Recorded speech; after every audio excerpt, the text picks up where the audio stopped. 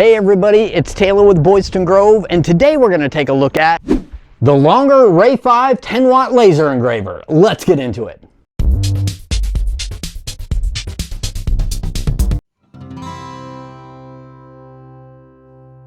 Longer reached out to me and asked me if they sent me their Ray5 10-watt laser engraver, would I be interested in doing some collab videos, to which I said, heck yes I would. This little laser engraver may look run-of-the-mill at the first glance, but it actually has a lot of cool additions to it. The assembly was pretty easy with the basic T-track style racks that you put together like most small lasers have. I have to give props to Longer for the instructions. They break it down to 8 basic steps that have a lot of descriptions and a lot of pictures. In addition, they broke down the parts so that each step has its own bag of parts that is clearly marked so that you make sure that you have the right screws and the right tools and the right parts for each step.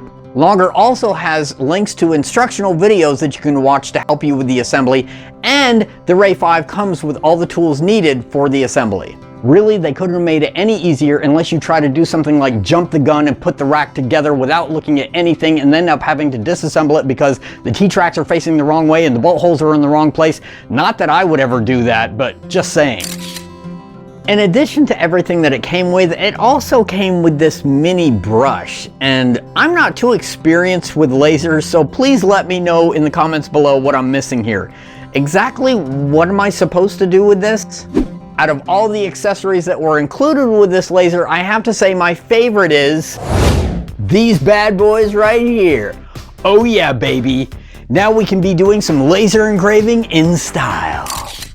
After very quick assembly, this laser engraver is pretty much plug and play ready. It runs off the same programs that most lasers do, like Lightburn and Laser GRBL. But it doesn't stop there. Longer has really stepped it up when it comes to operating this laser engraver. The Longer Ray5 actually comes with a color touchscreen that allows you to work on projects without any computer attached to it. In addition to being able to plug right into a computer like all other lasers, it also has the ability to connect to Wi-Fi. And on top of that, it actually has an SD slot in the top, and it comes with an SD card and a USB adapter so you can actually pull files off of a computer, put the SD right in here, and do all of your engraving right from this color touch panel right here. As you can see, this color touch panel has the ability to completely control your laser and move the direction and lock it in place and set a home. It also has the ability to change the speed and the intensity of the laser, all right here from this box. In my opinion, this little control box is what separates the Longer Ray5 series from a lot of other comparable laser engravers.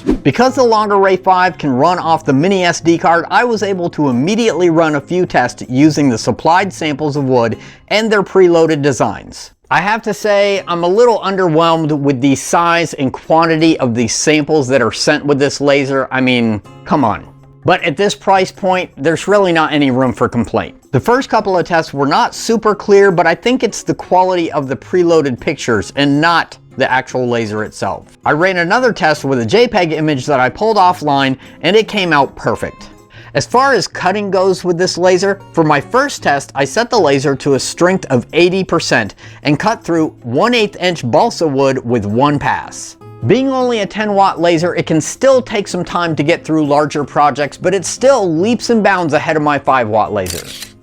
There's one important feature that I really want to mention, and that is the fire sensor or the heat sensor that is on the back of the control box right here. This sensor is extremely sensitive, and in one of my projects there was sunlight that was hitting the sensor just right, and it would not allow the laser to start at all. So I looked it up online, and the heat sensor is actually a pretty common theme that people have been discussing concerning the Ray5, that it is so sensitive. But I gotta say, that's actually a really good problem to have. Just make sure that if you're setting this laser up, you steer clear of any windows or bright areas, and make sure there's plenty of ventilation. If you're interested in purchasing one of the Longer Ray5 models, keep in mind that the waffle board is actually an accessory that you have to add on. So make sure that when you're shopping for it, you pick the bundle that includes the waffle board. All in all, I am really pleased with the Ray5 laser engraver, and you're going to see it integrated into a lot of upcoming projects. A big shout out to Longer 3D for supporting our channel, and if you have any questions, please hit me up in the comments below. Thank you very much for watching, be safe, and have a great day.